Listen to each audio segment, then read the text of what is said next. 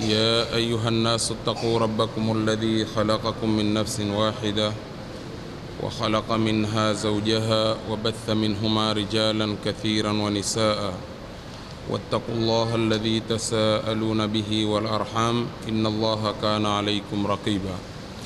يا أيها الذين آمنوا اتقوا الله قولوا قولا سديدا يصلح لكم أعمالكم ويغفر لكم ذنوبكم ومن يطع الله ورسوله فقد فاز فوزا عظيما.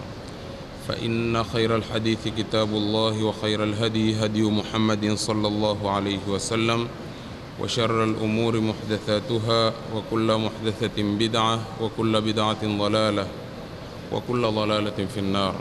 Baadakum hamidi Mwenyezi Mungu Subhanahu wa Ta'ala na kumtakia rehma Mtume Muhammad sallallahu alaihi wasallam. Tuko kwenye aya ya 50 mpaka 52 katika suratu Al-Ahzab, baada ya kuitafsiri aya ya 49 iliyokusanya sehemu tatu kwenye suala la ndoa, vile vile suala linalohusiana na talaka na suala linalohusiana na ida. Kabla ya kushiria kuzitafsiri aya ya 50 mpaka 52 katika kuendelea aya ambazo ziko kwenye hii suratul Al-Ahzab,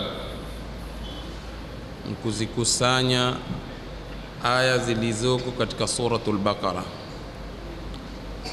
ambazo zamaliza ahkam zinazohusiana na almutallaqat pamoja na ida kwa jumla, ili tusonge kwenye aya ya 50 kuangalia yaliyokusanywa katika hukumu za sharia kwenye aya hizi.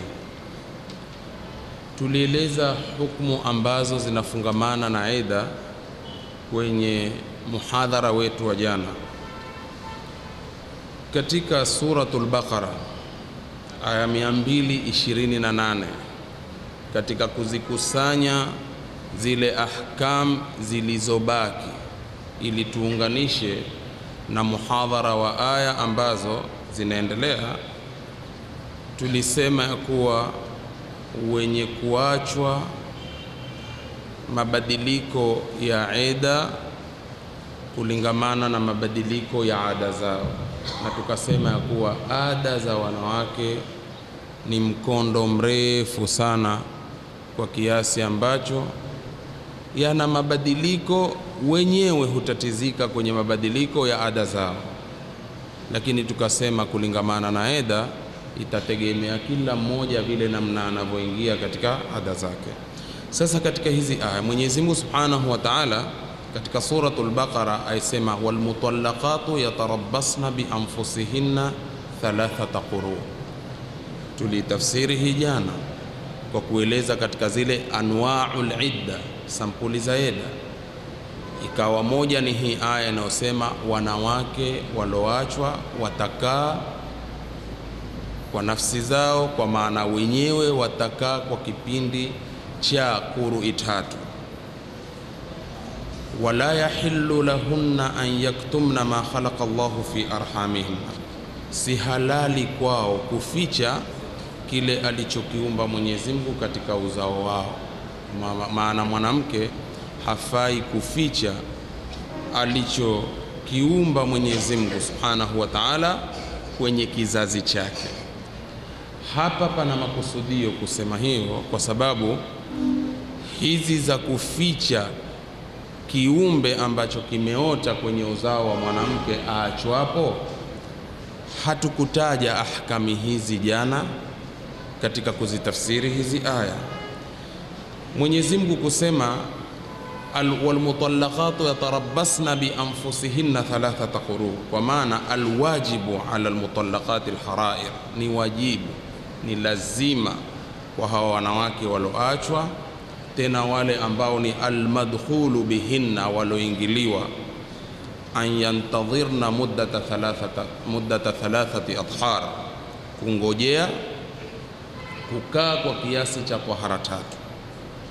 ala qawli Shafi'i wa Malik. Imamu Shafi na Imamu Malik asema ni kukaa tahara tatu, kwa maana ahisabu eda lake kwa hisabu ya kuingia kwake kwenye tahara, kama vile nilivyozungumza jana. Tahara, ada, tahara, ada, tahara, takuwa tayari eda limeisha.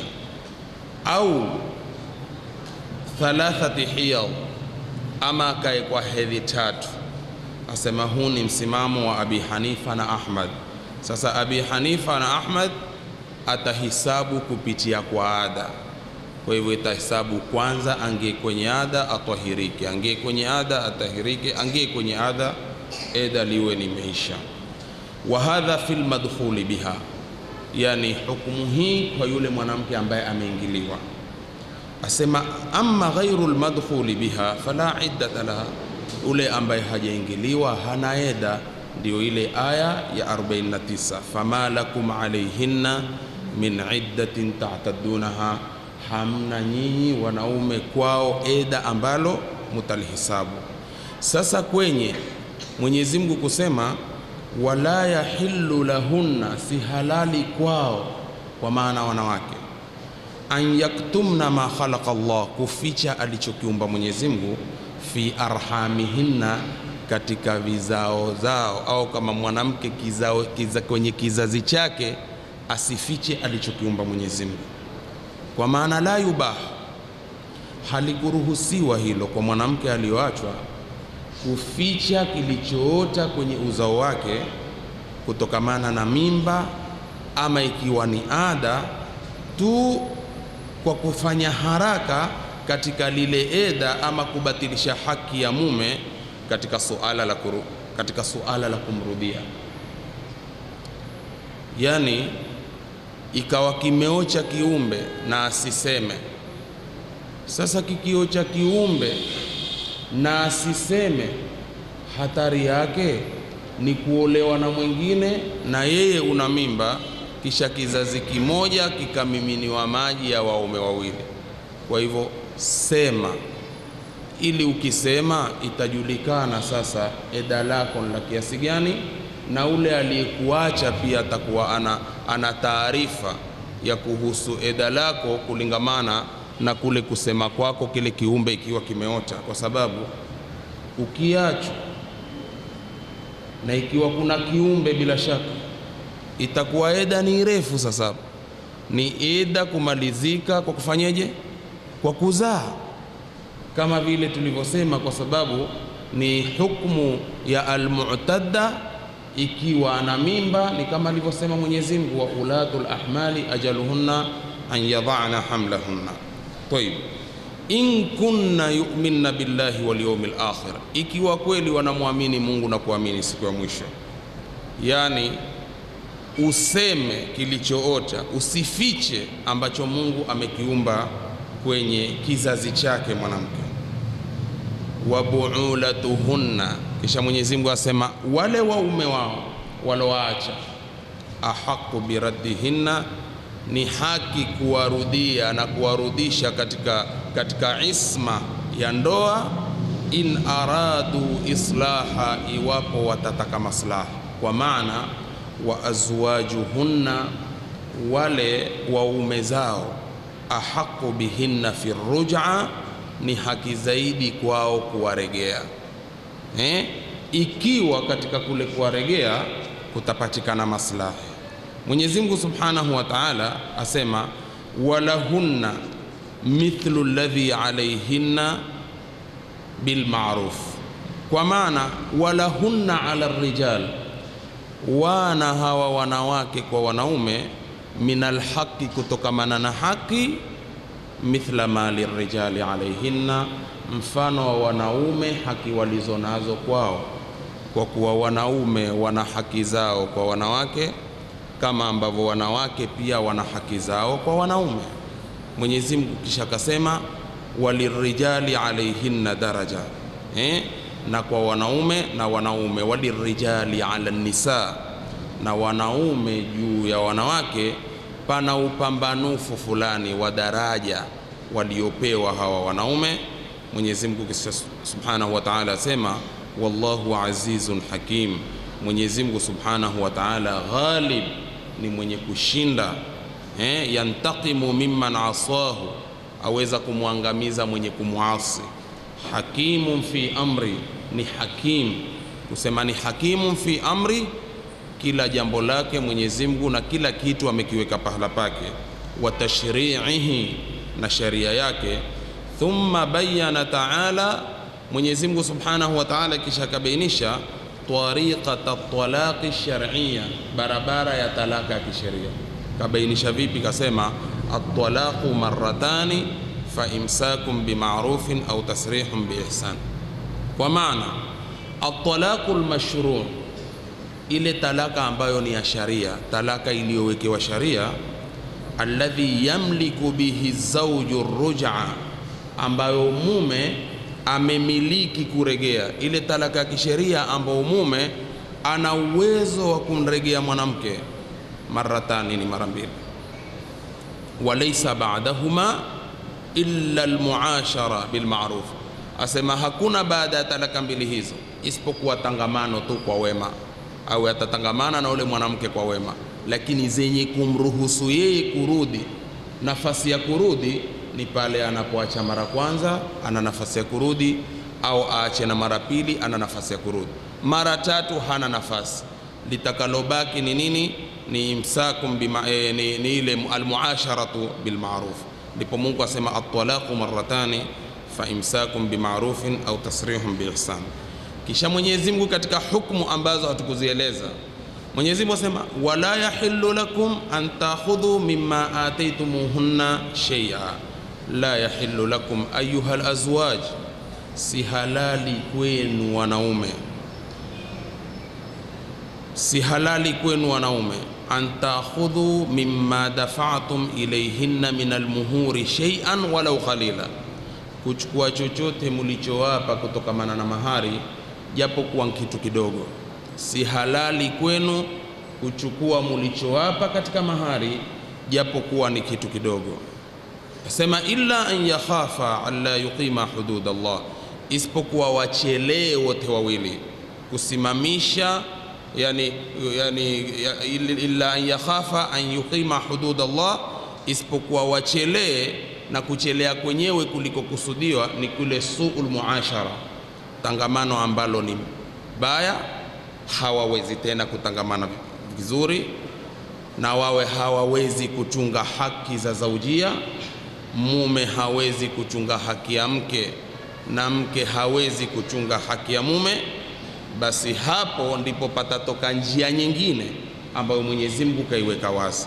Asema si halali kwenu wanaume kuchukua chochote katika mahari muliowapa, isipokuwa wakichelea kutosimamishwa mipaka ya Mwenyezi Mungu.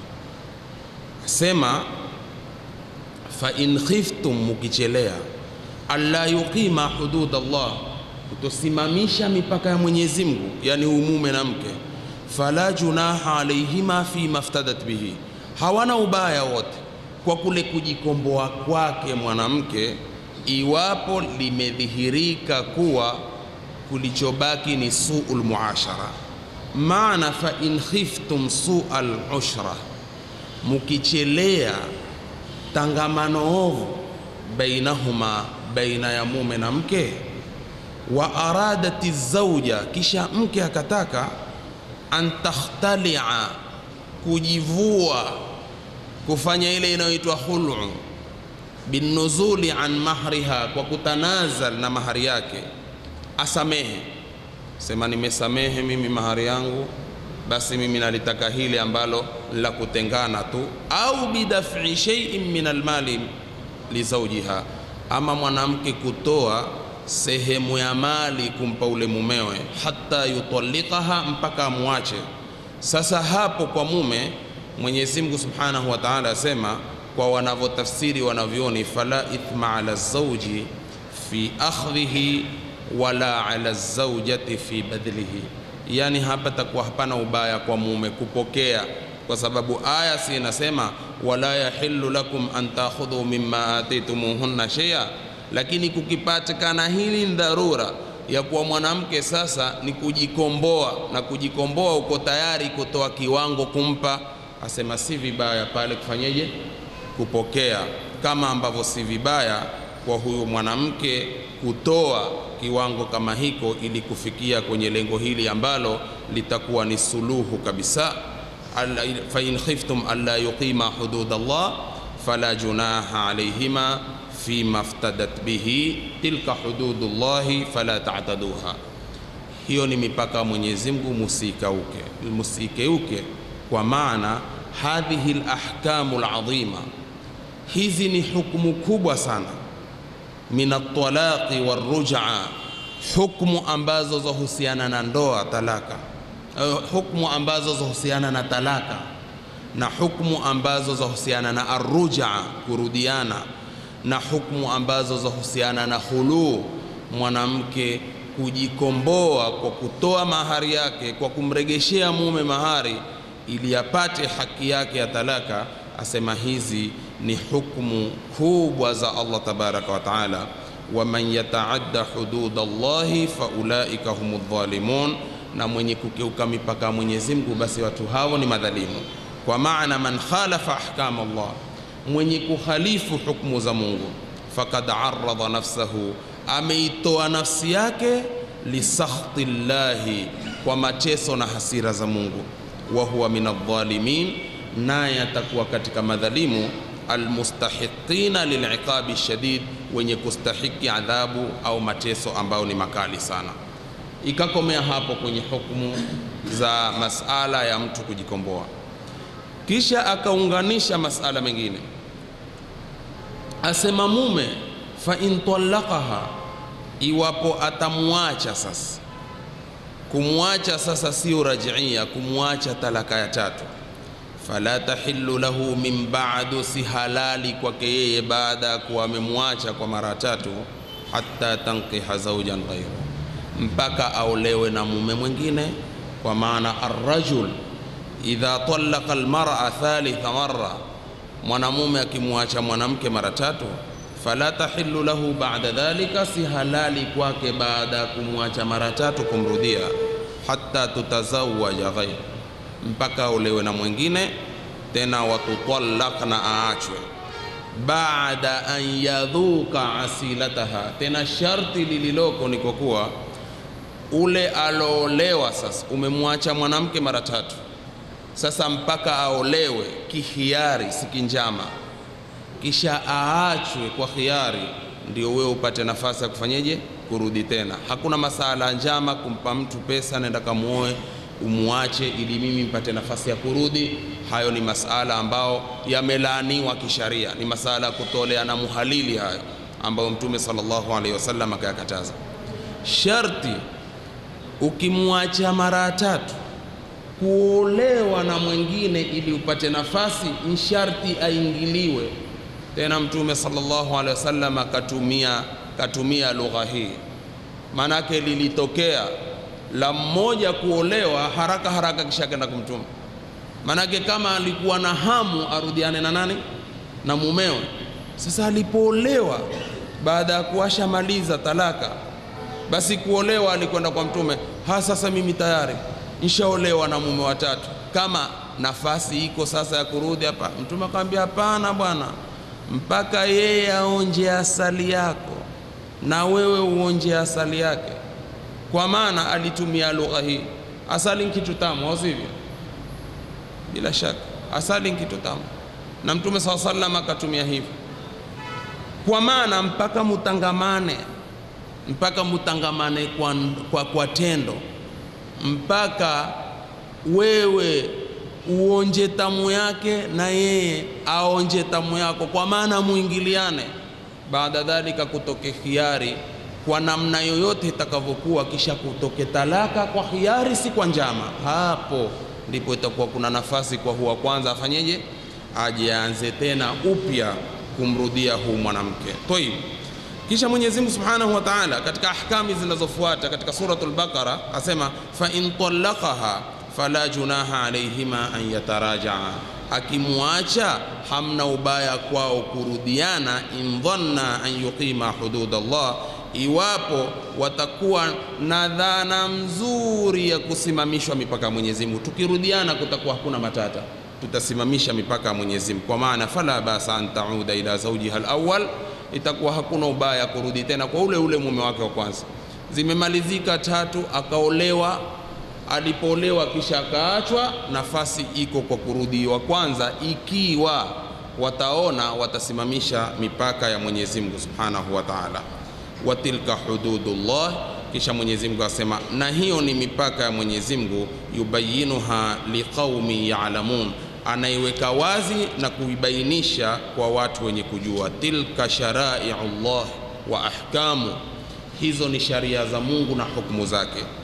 Yuwadhihuha, anaziweka wazi, wa yubayinuha, na kuzibainisha, lidhawil ilmi wal fahmi, kwa wenye elimu na wenye fahamu. Alladhina yandhuruna fi awaqibil umur, wale watu ambao wanatazama mwisho. Yani wenye fahamu, wenye elimu ni wale watu ambao wanayapima mambo, wakayapima mwisho wake itakuwa yana natija gani. Hizi ni ahkam zilizotajwa katika suratul Baqara. Sasa hukumu nyingine zilizobaki, Mwenyezi Mungu Subhanahu wa Ta'ala akasema, mukiwaacha wanawake sasa, wa idha talaqtumun nisa, mukiwaacha wanawake, fabalaghna ajalahunna, wakafikisha kwenye muda wao wa eda, kwa maana wakamaliza eda, faamsikuhunna bima'rufin, washikeni sasa, wazuieni kwa wema, au sarrihuhunna bima'rufin, ama waacheni kwa wema. Wala tumsikuhunna dhiraran litatadu, musiwashike, musiwazuie wanawake kwa ajili ya kuwadhuru, ili mupate kukeuka mipaka kwa kule kuwafanyia madhara. Angalia, hizi ni ahkamu nyingine. Ahkami hizi zinasema, enyi kongamano la wanaume, munapoacha wanawake, ile talaka inaitwa talaka raj'iyya. Talaka raj'iyya ni talaka gani na gani jamani? Naam, talaka mbili, ipi na ipi? Hamujui, semeni. Talaka raj'iyya talaka gani? Ya kwanza na pili, au sio? Yani ile kuwa ukiata mara kwanza unaruhusa kurudi, ukiata mara pili unaruhusa kurudi, ndio inaitwa talaka raj'iyya, ambao vya kwetu huicha talaka rejea, talaka rejea. Sasa angalieni hapa, asema Mwenyezi Mungu Subhanahu wa Ta'ala, idha talaqtum ya ma'ashara ar-rijali nisaa, munapowataliki enyi kongamano la wanaume, mkiwaata wanawake, talaka raj'iyya, tena ile talaka ambao ni raj'iyya. Wa qarabna inqidha al-idda, tena wakakurubia kumaliza eda, asema wazuieni kwa wema ama muache kwa wema. Ina maana si unaweza kumrudia mkeo kabla hajamaliza eda, au sivyo? Akawa ni mke wako, na utamrudia kivipi? Vipi huhukumiwa kuwa asharudi katika isma yako ni mkeo? Nani anaweza kujibu hiyo swali? Vipi atahukumiwa sasa huyu ni mke, asharudi kwa mumeo, washarudiana sasa? Kwa njia gani na gani huhukumiwa kuwa usharudi chap chap kwa sababu ya wakati? Naam, ukimuingilia ama kabla eda hajaisha, ukifanyaje? Kwa hivyo naam, kumuingilia, na huyu amesema hivyo hivyo. Njia nyingine kwa kutemka, ustadh, kumwambia mmekurudia. Kwa hivyo kumwambia mmekurudia ama kumfanya tendo, njia mbili za kuwa tayari ashafanyeje. Sasa sikiliza hapa, Mwenyezi Mungu Subhanahu wa Ta'ala asema, umeamua sasa, umemrudia sasa, kumshika kwako mshike kwa wema. Ama kama umeamua ndiyo jumla pia, basi ukumbuke ihsani, wema upatikane vile vile. Kisha kakataza jambo hapa, wala tumsikuhunna dhiraran litatadu. Kusema wala tumsikuhunna dhiraran litatadu, kwa maana la turaji'uhunna iradat al-idhrari bihinna, musiwarudie na lengo kuvafanyia madhara, litadhlimuhunna, kwa kutaka kuwadhulumu. Kutaka kuwadhulumu kwa njia mbili. Njia ya kwanza bil iljai ila al-iftida, yani mumewarudia ili mupate kuwadhuru kwa njia mbili. Njia ya kwanza, muwachese mpaka wanawake watukue uamuzi wa kujikomboa, ili muandike kiwango watoe pesa mdhara hilo moja. Ama musiwarudie kwa lengo la kuwatesa, na Mungu amekataza, ni ile kaida ambayo walikuwa nayo jamaa ya kuwatesa wanawake. Wajua walikuwa wakifanya vipi? Walikuwa humwata mwanamke, baada ya kumwata mwanamke ile talaka ni talaka rajiia. Sasa huko katika eda kumwacha kakaeda na ni tahara tatu ama ada tatu. Yeye huwa ameshika hisabu kamili yule mume, akifikia bado siku 2 ama siku 3 kumaliza eda, yeye humrudia. Mumepata hiyo? Humrudia, basi mmekurudia ni mke wangu. Basi akaketi kiasi ya siku 2-3, humwata tena. Ushaona? Akamwata, sasa eda akalipeleka karibu na kumaliza, kafanyeje? Sasa ikiwa wamefanya mategemeo haya ya kuwatesa wanawake, ambako Mwenyezi Mungu Subhanahu wa Ta'ala kawakataza, hizi ni ahkam ambazo hatukuzieleza jana. Sasa akasema Mwenyezi Mungu, wala tumsikuhunna dhiraran litahtadu waman yaf'al dhalika faqad dhalama nafsa. Mwenyezi Mungu asema mwenye kufanya hivyo hakika amejidhulumu nafsi yake. Ay man yumsikuha lilidhrari biha, mwenye kumzuia mwanamke na kumshika mwanamke kwa lengo la kumdhuru, au liyukrihaha ala aliftidai, ama ili anchende nguvu mpaka ajikomboe kwa kiwango anachokitaka yeye, faqad dhalama bidhalika alamal nafsa, kwa kitendo hiko hakika amejidhulumu nafsi yake. Limadha? Liannahu arradhaha liadhabillahi, amejitokeza na kuitoa nafsi yake kwa ajili ya adhabu ya Mwenyezi Mungu, kwa sababu Mwenyezi Mungu hii sharia ameiweka vizuri sana. Wala tattakhidhu ayati llahi huzwa, kisha musizifanyie mzaha na stihzai aya za Mwenyezi Mungu Subhanahu wa Ta'ala. Wadhkuru ni'matallahi alaykum, kisha Mwenyezi Mungu asema kumbukeni neema za Mwenyezi Mungu kwenu. Wama anzala alaykum minal kitabi wal hikma, na alichowateremshia nyinyi kutoka kwenye Qur'ani na vile vile kutoka katika sunna. Kumbukeni fadhila za Mungu kwa kuwaongoa nyinyi katika Uislamu, na neema alizoaneemesha kupitia kwa Qur'ani tukufu na sunna tahara. Haya yote Mungu asema yaidhukum bi, anawapeni mawaidha, anawaidhisha kwa haya ili musikeuke mipaka. Wa'lamu anna Allaha bikulli shay'in alim, kisha jueni kwamba Mwenyezi Mungu Subhanahu wa Ta'ala kwa kila kitu ni mjuzi. Kwa hivyo mcheni Mwenyezi Mungu kwa kutafuta mbinu za kuwatesa na kuwadhuru wanawake. Hizi ni ahkam. Hukumu ya mwisho kwenye hii sura ni Mwenyezi Mungu Subhanahu wa Ta'ala kuwaambia auliya umuri nisa, wale mawali sasa wasimamizi wa wanawake, na akawawaji wanaume vile vile kwa hili jambo ambalo la talaka. Mwenyezi Mungu kasemaje? Wa idha talaqtumun nisaa, na munapoacha wanawake, fabalaghna ajalahunna, wakamaliza ule muda wao wa eda. Idha talaqtumun nisaa wanqadhat iddatuhunna, sasa nyinyi mawali, fala ta'dhuluhunna an yankihna azwajahunna, musiwazuie wao na kuolewa na waume zao. Idha taradhaw bainahum bilma'ruf, wakiridhiana wenyewe kwa wema. Ikiwa wenyewe wameridhiana kwa wema, basi nyinyi mawali musiwazuie. Fala tamna'uhunna ya ma'shara al-awliya, enyi mawali musiwazuie wanawake wakitaka kurudiana na waume zao, minal audati li azwajihinna, kurudi kwa waume zao. Idha saluhatil ahwalu baina az-zawjain, iwapo hali zitachengea kati ya mume na mke. wa dhaharat amaratun nadmi, na kudhihiri zile alama za majuto, kullam minhuma, kwa wote wawili, kwa kule kutengana. Kwa hivyo kuregeana, mmoja kurudi kwa mwenzake, ikiwa pana maslahi, basi hilo ndilo linalotakiwa.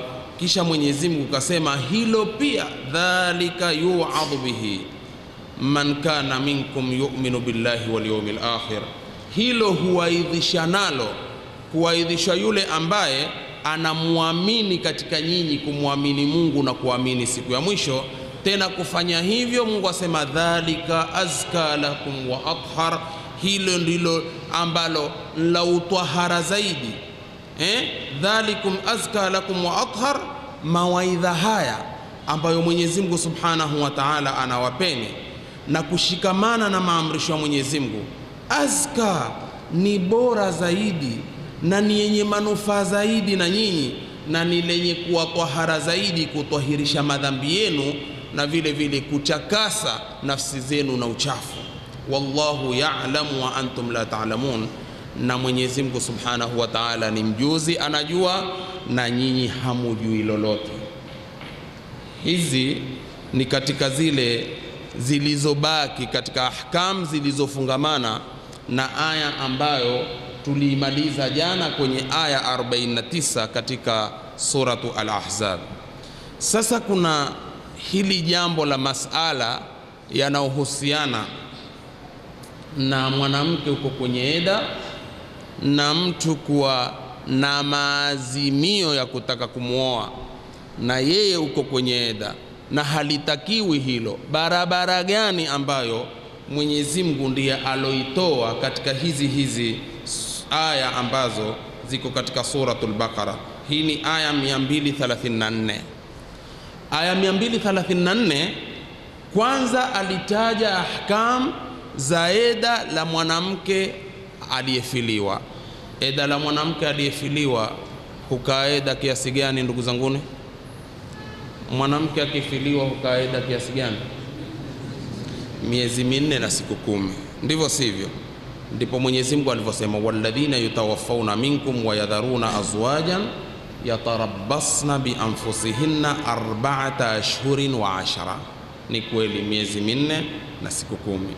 Sasa Mwenyezi Mungu asema fa idha balaghna ajalahunna, watakapofikisha muda wao wa kumaliza eda. Sasa nikufikisha miezi 4 na siku 10, fala junaha alaykum fima fa'alna fi anfusihinna bil ma'ruf, hapana ubaya kwenu kwa yale watakayoyafanya kwa nafsi zao kutokamana na wema. Wallahu bima ta'maluna khabir, na Mwenyezi Mungu Subhanahu wa Ta'ala kwa munayoyatenda ni mjuzi, au ni mjuzi kwa munayoyatenda. Hapa kusudio Mwenyezi Mungu sema hii aya ni kwa kuwa wanawake wanapomaliza muda wao wa eda miezi 4 na siku 10, hapana dhambi kwenu nyinyi ayuhal awliya, nyinyi mawali, fil idhni lahunna bizawaji, kuwapa ruhusa ya wao kuolewa. Kwa sababu mwanamke ashamaliza eda miezi 4 na siku 10, ina haja gani au kuna jambo gani la kumfanya wali aweke kizuizi cha asiolewe? Tena si hilo tu, wa fi'la ma abahahu lahunna shar'u, na kufanya kile ambacho sharia kimemruhusu, minazina, kutokamana na kujipamba, na vile vile kuwa tayari kwa wale ambao wako tayari kuja kumposa. Sasa mawalii hawana haki ya kuwa kizuizi cha wanawake ambao eda zao tayari washafanyaje, washamaliza. Kisha sema wala junaha alaykum fima arradtum bihi min khitbati nisa, pia hamna shida, hamna ubaya kwenu kwa kule kujitokeza kwenu kwa kuonyesha kosa kwa yule mwanamke ambaye eda limemalizika, au aknantum fi anfusikum, au kile ambacho mmekificha katika nafsi zenu. Maana hapa kwanza kujitokeza kwa posa, sharia iliyowekwa kwanza isema hakuna ubaya.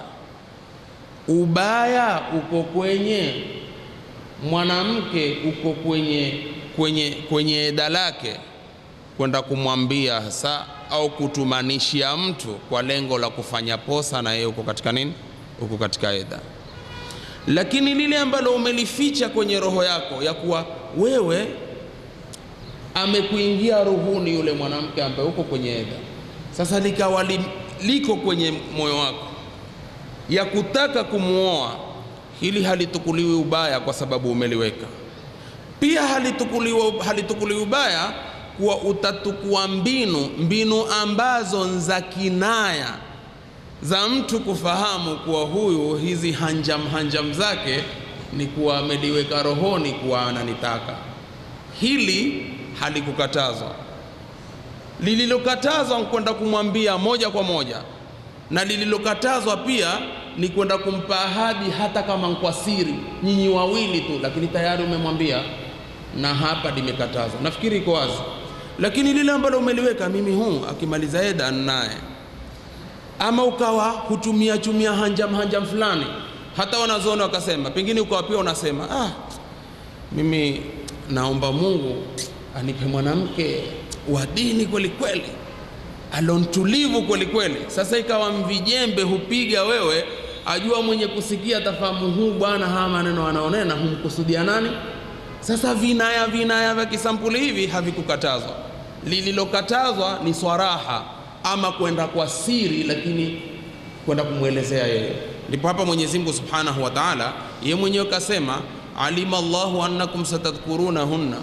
Mungu ajua kwa mtawataja. Mwanamume uwezekana shekhe, mwanamume waweza kwa mwanamke kuyeda na huko akawa hupanga mipango kweli kweli.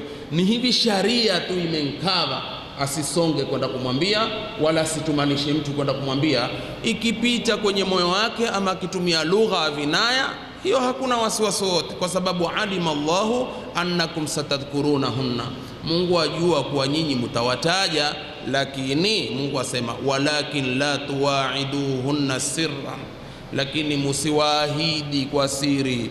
Musiwaahidi kwenda kuambia kwa siri, kwa ujue ukimaliza eda mishakubuki mimi mbwangu alesi kadhalika. Hakuna mambo hayo. Mungu mwenyewe akakataza, illa an taqulu qawlan ma'rufa, isipokuwa munene maneno ambayo ni mazuri. Na wanavyoona watafsiri hata hapa wakatuwekea maneno mazuri ni haya maneno ya vinaya vya kuonyesha mwenye kuelewa kuwa lengo lako ni hilo, lakini si kwa kukeuka mpaka.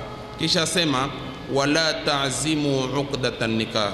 Angalia kifungu hiki chaya, sisi tukitafsiri udhahiri wake, waweza kutafsiri udhahiri musiazimie kufunga ndoa. Lakini sasa ukisema usiazimie kufunga ndoa, hata yablugha alkitabu ajala, mpaka ule muda ufikie wakati wake, ule muda wa eda ukome kikomo chake. Mungu kasema wala ta'zimu, musiazimie. Je, waislamu watukufu, ikiwa tutatafsiri musiazimie, itakuwa Mungu amekataza musifanye maazimio.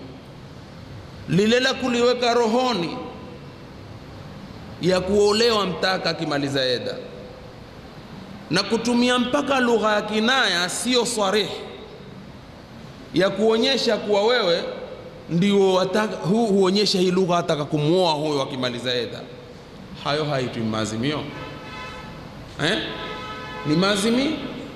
Sasa ikiwa yaitwa maazimio, na hapa Mungu asema wala ta'zimu, sasa itakuwa ule una makosa.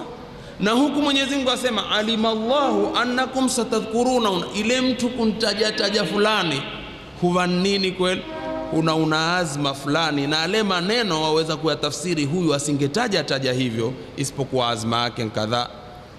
Mafhumu?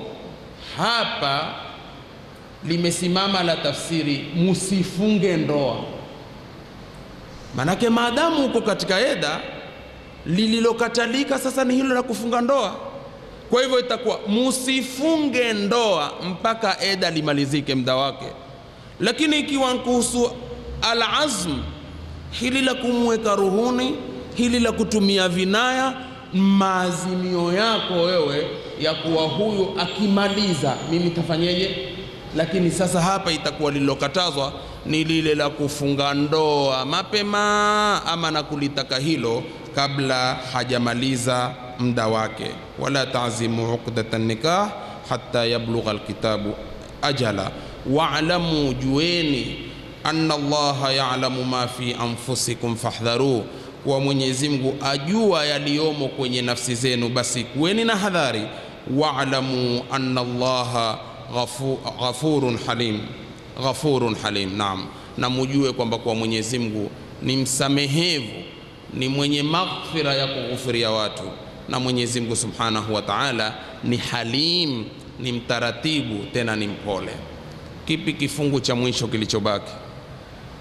Kifungu cha mwisho kilichobaki ni Mwenyezi Mungu kusema la junaha alaikum in talaqtumun nisa, hapana ubaya kwenu nyinyi muatapo wanawake, ma lam tamassuhunna, iwapo hamujawagusa, kwa maana hamujawaingilia, au tafridhu lahunna faridha, ama kuwafaradhishia ile faradhi yao ya mahari, kuwapa mahari. Hamna ubaya nini? Lipi ambalo Mwenyezi Mungu Subhanahu wa Ta'ala amelikusudia kusema hamna ubaya, kwa maana la ithma alaikum ayuha rijal, hamna dhambi kwenu nyinyi wanaume, in talaqtumun nisaa, munapowataliki wanawake, kabla almasis, ni kabla ya kumgusa, kwa maana kabla hujamuingilia, wa kabla an tufridhu lahunna mahara, na kabla hamujawapa mahari. Kwa hivyo mukatoa talaka hata hamujafanyeje, hamujawasalimishia mahari yao. Fatalaku fi mithli hadhihi alhala, talaka kwa mfano hali hii, ghairu mahdhura, ambiwa si haramu, idha kana li maslahatin au dharura, ikiwa kwa maslaha ama kwa dharura. Mumezungumza, kumeafikiwana mahari, lakini ukawa hujatoa, ikafungwa ndo ukaata. Sasa kusema hamna ubaya, ina maana hamna ubaya kutoa talaka wakati huo, halikuharamishwa hilo. Sasa hajamuingilia, ndivyo sivyo, hapa kutapatikana kile kitu kinachoitwa mut'atu talaq, alaysa kadhalik, ile liwaza ya kumliwaza kwa kule kumwata, uwe wampa chochote kiasi cha yeye kutuliza ile roho yake, kwa sababu mbabaiko. Ndoa imefungwa, baada ya kufungwa hakumuingilia, baada ya kuwa hakumuingilia, talaka ikafanyeje? Ikatoka, na mahari hajafanyeje? Alaysa kadhalik. Sasa Mwenyezi Mungu asema wamatti'uhunna 'ala al-musi'i qadar, basi waliwazeni kwa mwenye uwezo kiasi cha uwezo wake, na ule mwenye dhiki kiasi avile namna alivyo, kulingamana na wasaa aliompa Mwenyezi Mungu. Mataan bil ma'ruf, liwaza hiyo ambao waifanya ule wewe mume kwa wema. Haqqan ala almuhsinin, tena ni haki hiyo kwa wale muhsinin, wenye kupenda wema na wenye kutenda wema. Kwa maana fa idha talaqtumuhunna, munapoata, fadfa'u lahunna almut'a, wapeni kile chenye kuwaliwaza, tatyiban li khatirihinna, kwa ajili akutuliza akili zao, wajibran li wahshati alfiraq, na kuunga ile wahsha anaopata, yani amepata wahsha kama mshtuko aliyoupata kwa ile talaka iliyotokea bilesh, alaysa kadhalik, na ikawa kumetokea matatizo kama. Sasa Mwenyezi Mungu Subhanahu wa Ta'ala akaweka hii liwaza ya kumtuliza roho yake iwapo kutatokea matokeo kama haya, ala qadri hali rajuli fil ghina wal faqr, kwa kiasi cha hali ya mtu kutokamana na uwezo wake, ikiwa ana uwezo ama ikiwa ni fakiri hana uwezo, kiasi cha vile ambavyo Mwenyezi Mungu Subhanahu wa Ta'ala ndiye amekuruzuku. Ni kifungu. Kifungu chengine kinachofanana kwa mbali ni kuwa Mwenyezi Mungu asema wa in talaqtumuhunna min qabli an tamassuhunna, na mkiwaacha kabla hamujawaingilia. waqad faradtum lahunna faridha. Sasa mkawa mumeshawapa yale mahari, mumeshawafaradhishia kwa kuwapa lile ambalo limelazimu kwao katika mahari. Sasa mumewaacha na hamkuwaingilia, na mahari mumewapa. Sasa mahari kwa kiwango chochote ulichokitoa, Mwenyezi Mungu asema fanisfu ma faradtum, kwa hivyo mutatukua nusu kwa kile ambacho mumewatoa. Kile mlichokitoa mutachukua nusu ya mahari. Idha talaqtumuhunna, munapoacha, munapowataliki, qabla aljimai, kabla hamujawaingilia, wa qad kuntum dhakartum lahunna mahra, na mkawa mumeyataja mahari kwao, tutawapa kadha, aidha pia wakawa washastalim kile kiwango, basi alwajibu alaikum an tadfa'u nisfa almahri, wajibu kuwapa nusu ikiwa hamuyapa mahari. Tumefikiana nitakupa 100,000, hujampa, mumeafikiana. Sasa umeata kabla hujamuingilia, kwa hivyo utampa ngapi? Utampa 50,000 ubaki nazo. Sasa tukikadiria tayari ushampa 100,000, itabidi fanye nini? Itabidi yeye arudishe 50,000. Hiyo ni masala ikiwa maafikiano ya mahari yamepatikana, ima umempa ama hujampa. Ushampa kiwango kamili 100,000 na hukumuingilia, umemwacha, unachukua nusu ya mahari. Ama kama hujampa, wewe unampa nusu ya mahari. Angalia sharia maridadi kabisa ya dini ya Kiislamu, kila kitu kakiweka pahala pake. Kisha Mwenyezi Mungu asema illa an yaafuna au yaafu alladhi biyadihi uqdatun nikah, isipokuwa wasamehe ama asamehe yule ambaye ile jukumu la ndoa liko mikononi mwake. Hapa asema illa idha asqatatil mutallaqa, isipokuwa akiangusha ile haki mwenye kuachwa haki yake, au asqata waliyu amriha, ama walii wake akiangusha ile haki, idha kanat saghira, na kumesemwa ni zauj ndio alladhi biyadihi uqdatun nikah. Tumefahamiana sana. Mfano 100,000 mahari,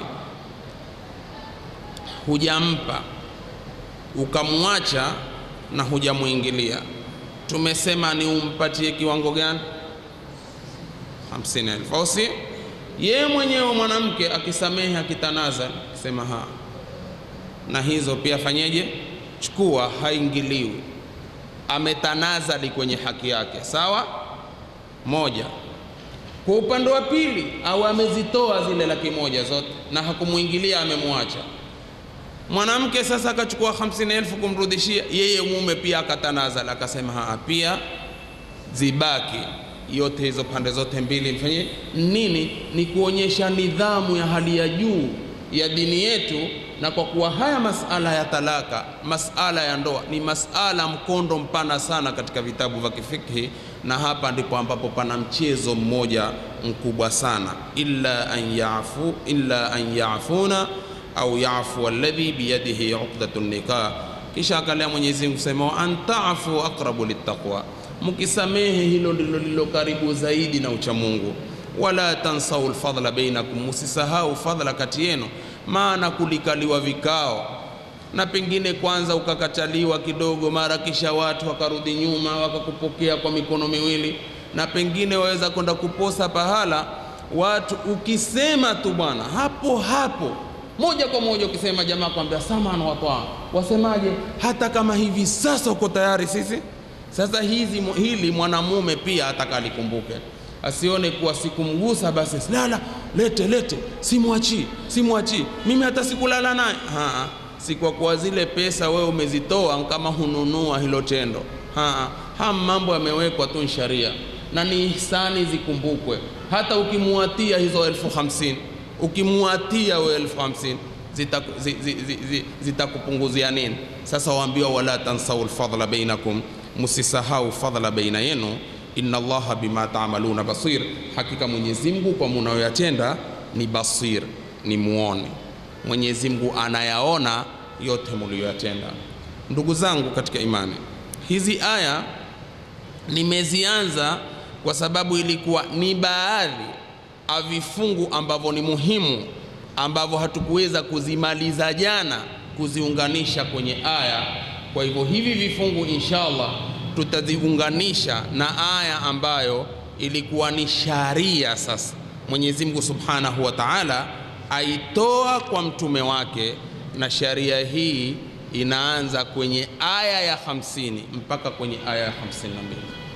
Mwenyezi Mungu Subhanahu wa Ta'ala amwambia mtume wake, ya ayuhan nabii, ewe nabii, ewe mtume. Nabii tulieleza kwa urefu kwenye mwanzo wa hii sura, Mwenyezi Mungu kumuita kwa jina la ya ayuhan nabii, kamwambia inna ahlalna laka azwajaka allati ataita ujurahunna, hakika yetu sisi tumekuhalalishia wewe wake zako ambao umewapa mahari yao. Tumekuhalalishia, ni halali kwako. Wale wanawake ambao umewapa mahari ni halali kwako. Hapa hizi aya zazungumza wanawake walohalalishiwa mtume kufaa kuwaoa.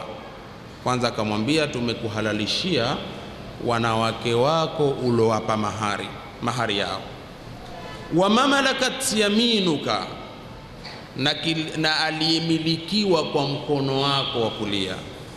Mimma afaa Allahu alaika, katika yale yalokurudishia wewe Mwenyezi Mungu Subhanahu wa Ta'ala kutokamana na ghanima.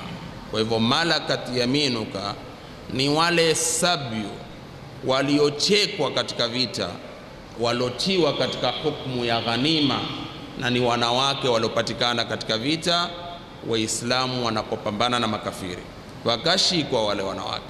Sasa haya ni katika alorudishiwa Mtume sallallahu alayhi wasallama kutokamana na ghanima.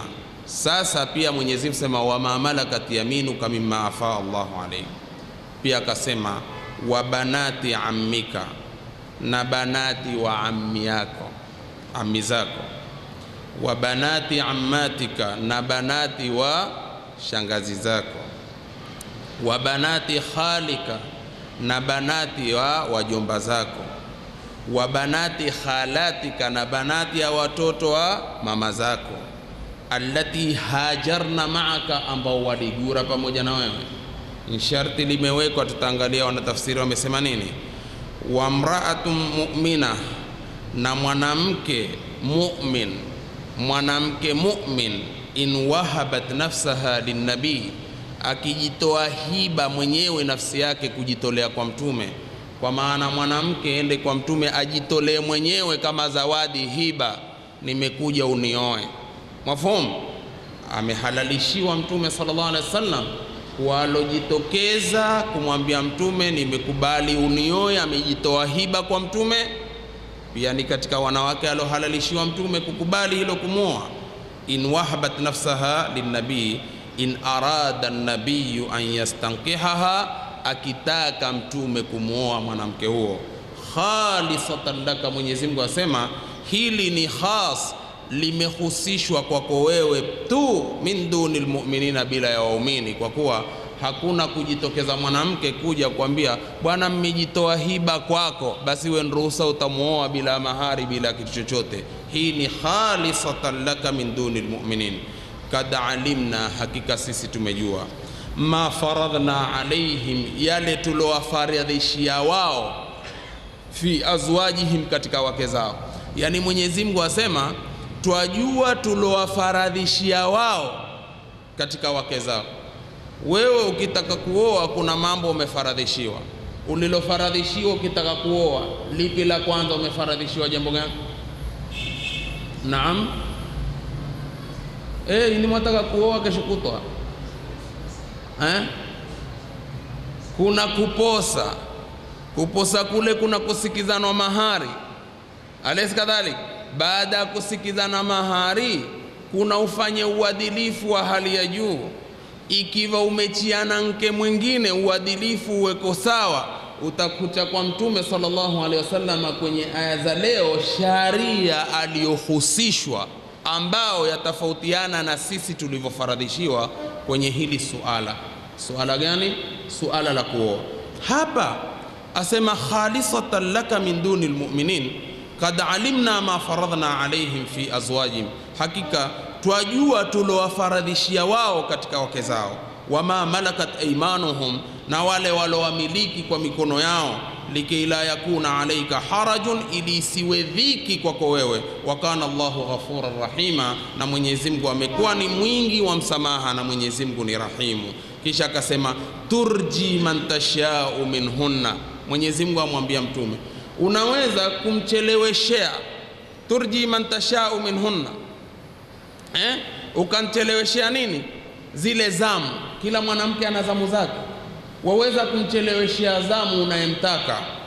Watuwi ilaika man tasha, na ukamsongezea mbele zamu unayemtaka. Kwa maana unaweza ikawa zamu za kulalana kwa huyu, ukawacha ukaenda kulala kwa nani? Kwa mwingine. Hii anahusishiwa nani? Mtume sallallahu alaihi wasallam, ambao yeye pia atakiwafanya uadilifu, na alisimama kwa uadilifu kwa wake zao.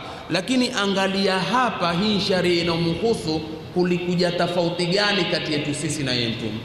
Yani umcheleweshe zamu unayemtaka na umsongezee zamu mwingine unayemtaka. Waman ibtaghaita mimman azalta, na ule ulomtaka kumregesha katika ulomtenga.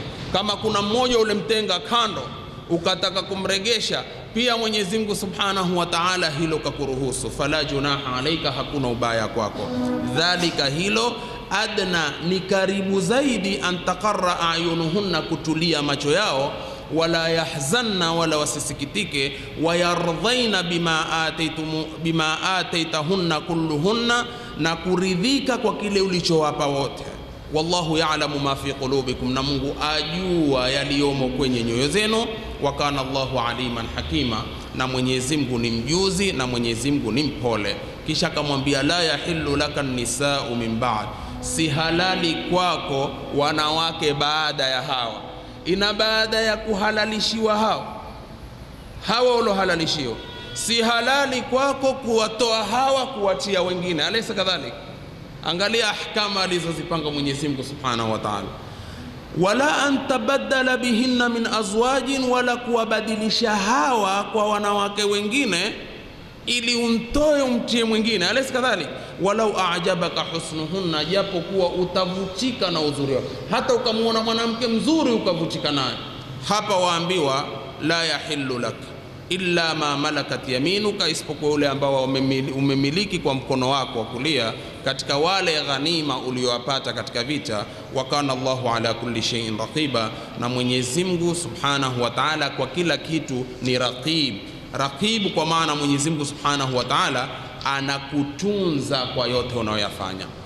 Aya hizi zatupa ahkami gani za sisi kumuelewa mtume wetu sallallahu alaihi wasallama kwenye hili suala la yeye kuoa hawa wanawake? Muhammad Ali Sabun katika hii tafsiri yake Rawaiul Bayani, katika kuzitafsiri aya ambazo zahusiana na ahkam, asema hivi: ahalla Allahu ta'ala linabiyihi, Mwenyezi Mungu Subhanahu wa Ta'ala amemuhalalishia nabii wake mtume wake sunufan minan nisai, sampuli ya wanawake. Hawa tuliowataja ni sampuli za wanawake ambao Mwenyezi Mungu Subhanahu wa Ta'ala amemuhalalishia nani? Amemuhalalishia mtume wake, kwa kuwa sawa ni halali mtume kuwaoa hawa. Sinfan yadfa'u lahu al-mahr, kuna sampuli katika hawa wanawake ambao Mwenyezi Mungu amemuhalalishia mtume sallallahu alaihi wasallam kuwaoa. Pana sampuli ambao yeye mtume huwapa mahari, ambao wananiitwa almamhurat, wale wanawake waliopewa mahari. Wasinfan, kuna na sampuli nyingine alohalalishiwa mtume katika wanawake, yatamattau bihi, atastarehe naye, bimilki liyamini, kwa kule kummiliki tu kwa mkono wake wa kulia. Ni mwanamke ambaye alikuweko katika mateka, ikawa ni katika jumla ya ghanima, karuhusika mtume sallallahu alaihi wasallama kumuoa mwanamke kama huyo. Hawa wanaitwa almamlukat, sampuli ya pili. Wasinfan, kuna na sampuli ya tatu alohalalishiwa mtume, min aqaribihi min nisai Quraish, ni katika wale jamaa zake katika akraba za Quraish. Sasa kuna wale ambao ni mamhurat, kuna ambao ni almamlukat, kuna na hawa ambao ni katika akaribu yake ambao wanaitwa almuhajirat. Mafhumu? Kisha kuna sinfan rabi'an, sampuli ya 4, yankihuhu biduni mahrin, ni ule ambaye mtume afaa kumuoa bila kumpa mahari. Hawa wanaitwa alwahibat, wale ambao wamejitoa hiba wenyewe kwa mtume na mtume ikahalalika kwake kuwaoa hawa bila ya mahari. Asema Muhammad Ali Sabun, waqad khassa al-bari jalla wa ala rasulahu al-karim, amehusisha Mwenyezi Mungu aliyetukuka kumhusishia mtume wake mtukufu fi ahkami shari'ati, katika hukumu za sharia, bi khasaisin, kumhusisha kwa mambo fulani ambao amemhusisha lam yusharikuhu fiha ahadun, ambaye hawezi kushirikiana na mtume mwingine yoyote. Ina maana haya ni mambo ambayo yamhusu nani?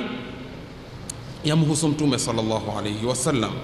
Wadhalika tawsi'atun lah alayhi, na Mungu kufanya hivi ni kumpa nafasi mtume. Wa taysira lahu fi nashri risala, na ni kumsahilishia katika kueneza risala yake. Wa tablighi da'wa, na kufikisha ujumbe. Maana wanawake hao, shekhe, sampuli ngapi ambao wameruhusiwa waoe, ili hao wanawake wawe ni usaidizi wake mkubwa katika kulipeleka gurudumu la da'wa, na ndiyo hikma aliyoiweka Mwenyezi Mungu Subhanahu wa Ta'ala katika kumhusishia mtume wanawake hao. Fatazawajahu sallallahu alaihi wasallam bi akthar min 4, akaoa mtume sallallahu alaihi wasallam, na Mwenyezi Mungu akamruhusu aoe zaidi ya wanawake 4. Wa ikhtisasuhu bi nikahil wahibat, asema na kuhusika kwake, kuhusika mtume kwa hili jambo la kukubali aliyejitoa hiba kwake, biduni maharin, tena bila mahari yoyote, wa adami ujubil qasmi, wa adami ujubil qismi alayhi min alazwaj, na kukosekana ulazima wa kigao kati ya wake, yani kwa kule kugawa sawa iwe pia halikuwajibika kwa mtume. Subhanallah, kweli ni katika mambo ambayo yanamhusu mtume sallallahu alaihi wasallam. Sisi tunatakiwa tufanye uadilifu kwa wanawake, alaysa kadhalik? Yani wanawake, mwanamke alioa zaidi ya mmoja lazima upatikane uadilifu kote, lakini kwa mtume sallallahu alaihi wasallam kuhusika hata likikosekana usawa katika kugawa. Tutaangalia kullu dhalika khasun bihi salawatullahi alayhi, yote ya mkhusu mtume, rehma na amani zimshikie yeye, tashrifan lahu wa takrima, kwa kumtukuza tu, na kwa kuwa mtume sallallahu alaihi wasallam ni mtukufu, amemkuza na kumtukuza kwa haya mambo kamhusishia yeye. Wa idharan limaqamihi sami inda Allahi ta'ala, na kudhihirisha mahala pake pa juu, daraja yake ya juu mbele ya Mwenyezi Mungu aliyetukuka. Angalia, Imamu Muslim amepokea katika sahihi yake hadithi ya Aisha radhiallahu anha annaha qalat, Aisha mwenyewe asema, mimi Aisha huyo nilikuwa kisikia wivu, kiwaonea wivu wale wanawake ambao wacha wamejitoa hiba kwa mtume. Wale wanawake walijitoa hiba kwa mtume nilikuwa kiwaonea wivu sana. Aisha hadithi ya wa aqulu, kisha kawa kanasema hivi, ama tastahi imra'atun an tahiba nafsaha lirajulin, wanawake hao ni haya mwanamke kujitoa hiba mwenyewe kwa mwanamume, ati mwanamke akatoka tutasema nimejitoa nioe na kutaka. Hao ni haya? Bibi Aisha wivu wake huo asema hivi, mafhumu, ambapo hiyo sharia Mungu ameiweka kairuhusu kumruhusu mtume. Sasa yeye mwenyewe Bibi Aisha kwa ukweli wake hujihadithia alivyokuwa akihisi, mafhumu, anasema hata anzala Allahu ta'ala, mpaka Mungu alipoteremsha turji man tashau minhunna wa tuwi ilayka man tasha, kwa kuwa una haki wewe kuncheleweshea zamu unayemtaka ama kumsongezea zamu unayemtaka. Ilipoteremka aya hiyo, nikaona ya kuwa hapa pana sharia ya Mungu, na huyu mtume asingefanya hivyo isipokuwa sharia ya Mungu. Manake zamu ziwe zangu, anicheleweshe, ampe mwingine zamu hizo. Hafanyi mtume tu hivyo kwa rai yake, lazima hapa pana sharia amefanyaje. Umeelewa hii ibara? Alisi kadhalik. Sasa angalia hapa, tayari la kuisongeza zamu ya mtu, kuichelewesha zamu ya mwingine, kwako wewe si uadilifu, au sivyo? Kabisa. Allahumma kwako wewe itakuwa ni uadilifu sawa unavyofanya kwa ridhaa ya mke mwenyewe. Lao mke akakwambia hakuna wasiwasi, mpe zamu huu siku mbili, mimi nipe siku moja tu, wallahi upati madhambi. Kwa nini? Kwa sababu ni haki yake, na mtu akitanazali kwenye haki yake halaumiwi, ni yeye mwenyewe. Hata akimwambia keti mwezi kwa huo, kwangu kuja siku moja tu, kwambia halaumiwi. Nini? Ni haki yake, ameikubali. Lakini huku kwa upande wa Mtume sallallahu alaihi wasallam kahusishiwa ni sheria ya kuwa usije ukasimamisha huja ya kuwa Mtume ukufanya uadilifu, ilikuwa siku hii yangu, mbona umeisongeza kwa yule, umenichelewesha mimi kunifanya kesho, anaitaka leo. Bibi Aisha alikuwa hilo likipita kwenye moyo wake, lakini alipoiona aya turji man tashau minhunna wa tuwi ilaika man tasha, akasema sitaki kukhalifu hii sharia, huu Mtume ameambiwa. Mafhum? Tayib. Sasa itakuwa maana ya aya, ya ayuhan nabiyu, ewe nabii, inna ahlalna laka azwajaka allati a'taytahunna muhurahunna, tumekuhalalishia, ni halali kwako wanawake ambao umewapa mahari. Na maana itakuwa wa ahlalna laka ma malakat yadak au yaduk, na ni halali kilichomilikiwa na mkono wako, minasabi fil harbi, kutokamana na wale uloateka katika vita, wale wanawake uliowapata katika vita. Pia itakuwa maana aya wa ahlalna laka qaribatu, tumekuhalalishia wale akraba zako, min banati ammika wa banati ammatika wa banati khalatika wa banati, zote zile zilizotajwa. Tena allati hajarna maaka, wale ambao wamegura pamoja na wewe. Sasa hapa wanavyuoni wakasema ina maana ambaye hakugura naye si halali kwake kumuoa, na wakaitukulia huja wakasema naam, ambaye hakugura naye itakuwa si halali kwake kufanyeje, kumuoa. Na hapa wakathibitisha kwa hadithi ya Ummu Hani ambaye alitaka udhuru wa kutolewa, na Mtume sallallahu alaihi wasallam akamkubalia udhuru wake. Na kili hapo ilipoteremka hii aya, yeye mwenyewe akasema imikafanywa katika jumla ya atulaqau, lotengwa nsiolewe. Kwa nini? Kwa kuwa hapa Mwenyezi Mungu Subhanahu wa Ta'ala akasema, akaweka sharti ya allati hajarna maka, na mimi nilikuwa sikugura na yeye, kwa hivyo nsilipate hili la kuolewa na nani? Na Mtume. Sasa wakaliweka sharti. Wanavioni wengine wakasema hapana, si hivyo, si sharti, lakini tu liliangaliwa lau afdalia, ubora, ya kuwa ni bora zaidi wawe hawa ambao waligura pamoja nao. Huu ni msimamo tu wa baadhi ya wanavyoni. Kisha akasema wa ahlalna laka nisa almu'minati as-salihat, pia tumekuhalalishia wewe wanawake waumini walowema, allati wahabna anfusahunna, ambao wamejitoa hiba nafsi zao. Kwa nini kujitoa hiba nafsi zao? Hubban fillahi wa fi rasulihi, kwa ajili ya kumpenda Mungu na mtume wake. Wa raghabatan fi taqarrubi laka, na kuwa na raghaba kujikurubisha kwako. In aradta an tatazawaja man shita minhunna, ukitaka kumuoa mtakaye katika wao, biduni mahari, tena bila mahari yoyote. Amekuja mwanamke umwambia Mtume, mimi nimejitolea unioe na kupenda kwa ajili ya Mungu na nakupenda kwa ajili ya dini hii, basi wewe moja kwa moja tu bila mahari, khalisatan laka min dunil mu'minin. Mungu asema hili ni khasi kwako, umehusishiwa wewe tu Mtume, hii si sharia ya waumini wengine. Kisha akasema qad alimna ma faradhna ala almu'minin, Mungu asema sisi twajua tuliowafaradhishia waumini fi zaujatihim, katika wake zao, kwa hivyo yale ni yao.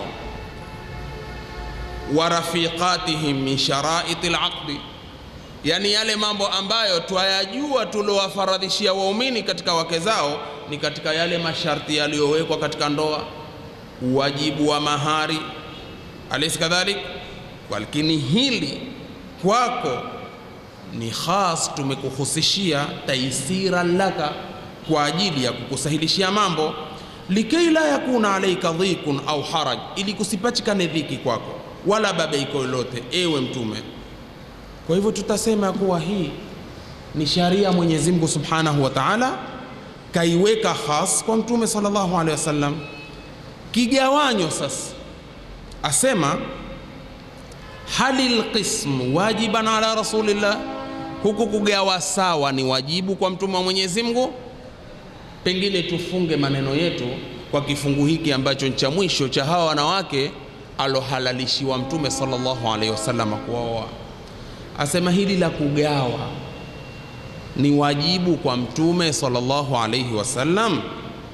Tukisoma makala ya wanavyoni, asema yara ba'dhul ulamai, wanaona baadhi ya wanavyoni, anna alqisma kana wajiban, kana kugawa sawa kulikuwa ni wajibu kwa Mtume sallallahu alaihi wasallam, wa annahu kana yaksimu bainahum bil adli, na alikuwa Mtume akigawa baina ya wake zake kwa uadilifu.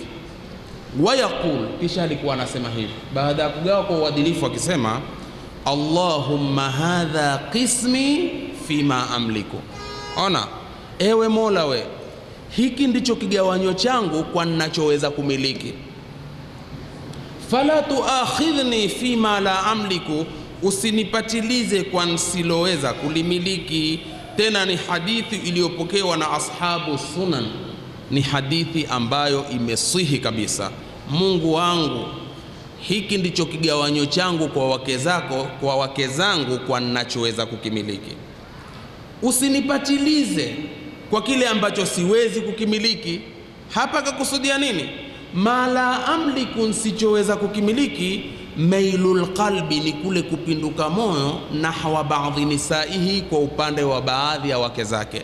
Lazima kwenye wake zake Mtume utakuwepo na mmoja mpenda zaidi na moyo wake umemeili zaidi. Lakini hili jamani, hata wewe watahadharishwa hivyo, kwa maana pia kati ya wake zako na kwa watoto wako huwezi kugawa yote mpaka pendo huwezi. Kwa nini? Kwa sababu mapenzi si jukumu lako wala si uwezo wako kuweza kugawa sawa, kwa sababu mapenzi ni moyo, na moyo zimetamalakiwa na Mungu, huzisurufu anavyotaka. Kwa hivyo wewe huwezi kusema mke wake wangu wawili wote nawapenda sawa sawa, kwa sababu moyo wako hukumiliki wewe mwenyewe. Sasa hapa piga mfano kama mfano wa Aisha radhiallahu anha, alikuwa pendwa zaidi na Mtume sallallahu alaihi wasallam. Wastadallu, wakatoa dalili bi anna alqisma kana wajiba, kwamba kigawanyo kilikuwa ni wajibu alaihi, kwa Mtume, bi annahu alaihi salatu wassalam, kwa kuwa Mtume rehma na amani zimshikie yeye, kana yastadhinu ba'dha nisaihi, alikuwa akiwataka ruhusa baadhi ya wake zake.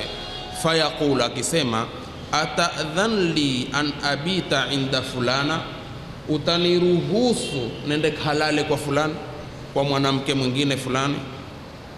Kisha sema imepatikana hadithi nyingi zilizosihi za Mtume sallallahu alaihi wasallam kufanya hivyo. Kwa hivyo ina maana alipokwenda pale alipotaka ruhusa, ina maana zamu ilikuwa ya wapi? Ya pale. Na akimtaka ruhusa akifanya, akienda kwa mwingine anaporuhusiwa. Sasa sema wadhahaba aktharul ulamai, wameenda wengi katika wanavyoni, ala anna hadhihi al-ayata al-karima, kwamba aya hii tukufu nazalat mubihatan li rasulillahi sallallahu alaihi wasallam, imeteremka hali ya kumruhusu Mtume sallallahu alaihi wasallam muasharata man shaa min nisaihi, kutangamana na anayetaka katika wake zake, duna an yakuna alqismu alayhi wajiba, bila kuwa kugawa kwake ni wajibu. Yani aya ya mruhusu kuwa alale popote anapotaka bila kuchunga nini? Bila kuchunga zamu. Wa maadhalika faqad kana ya'dilu bainahuma, pamoja na yote hayo alikuwa akifanya uadilifu, wa yusawi fil qisma, na akisawazisha, akifanya sawa katika kule kugawa. Al-Jassas asema Wa hadhihi al-ayatu, na aya hii, tadullu ala anna al-qisma bainahunna, yadulisha kuwa kugawa baina yao, lam yakun wajiba, haikuwa ni wajibu kwa Mtume sallallahu alaihi wasallam. Wa annahu kana mukhayyaran, Mtume alikuwa amecheguzwa, fil qismi liman yasha, kugawa vile anavyotaka yeye, wa tarki man shaa minhunna, na kumwata amtakaye katika hao wanawake, kaatiwa uhuru hivyo. Ibn Kathir naye kasema, wa dhahaba ta'ifatun min al-ulamai, wameenda kundi la wanavyoni, min ash-shafi'iyya wa ghairihim, kutokamana na wafuasi wa Shafi, wafuasi wa Imam Shafi na wengineo, ila annahu lam yakunil qismu wajiban alayhi, kwamba huku hiki kugawa Mtume sallallahu alayhi wasallam sawa ilikuwa si wajibu kwake. Wahtaju bihadhihi al-ayati al-karima, wakatolea huja aya hii tukufu. وقال البخاري عن معاذ عن عائشة رضي الله عنها أنها قالت كان النبي يستأذننا, Mtume صلى الله عليه وسلم alikuwa akitutaka sisi ruhusa, fi yaumil minna, kwenye siku ya mwanamke katika sisi, ile siku ni ya mwanamke fulani, akatutaka ruhusa. Lakini baada an nazalat hadhihi al-aya, baada ya kuteremka aya hii, turji man tashau minhunna wa tuwi ilayka man tasha, kwa maana unancheleweshea zamu unayemtaka na kumsongezea zamu unayemtaka, hata kwa yule ambaye umentenga kutaka kumrudisha. Mungu kusema fala junaha alayhi. Sasa ilipoteremka aya hii, na mimi nilikuwa nikisema in kana dhalika ilayya fa inni la uridu ya Rasulullah an uthira alayka ahada, yani kwa kuwa hawa wanawake wenyewe walikuwa tayari lengo lao ni kuwatekeleza yale ya Mungu. Asema ilipoteremka aya hii, basi mimi sikutaka kukuchangulia wewe Mtume kwa jambo lolote, ikawa sasa ni lile unalolitaka unchangulizaye kati yetu sisi sawa, kwa sababu tayari ushapewa miongozo ya kutoka kwa Mwenyezi Mungu Azza wa Jalla.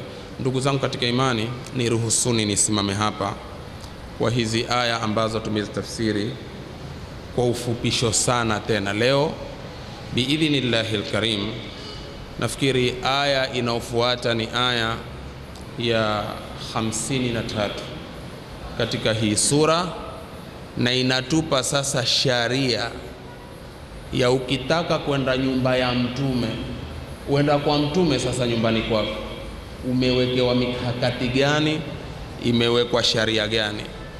Hizi inshallah leo nitazifanyia bahthi, kuziunganisha na aya ambazo zitaungana kisharia katika masala ya kutaka ruhusa zilizoko katika suratun Nur, lakini ni ahkami tu fulani ambazo tutaziozesha na hizi aya ambazo tutastafsiri kesho. Utaona wewe mwenyewe sisi pia tupatapo katika sharia kwenye majumba ya watu tuendapokubisha, na tukosapo katika sharia hii. Lakini hapa akipenda Mwenyezi Mungu, kesho tutaangalia endaye yoyote kwenye nyumba ya Mtume mewekewa sharia gani. Mwenyezi Mungu atujalie minalladhina yastami'una alqawla fayattabi'una ahsana.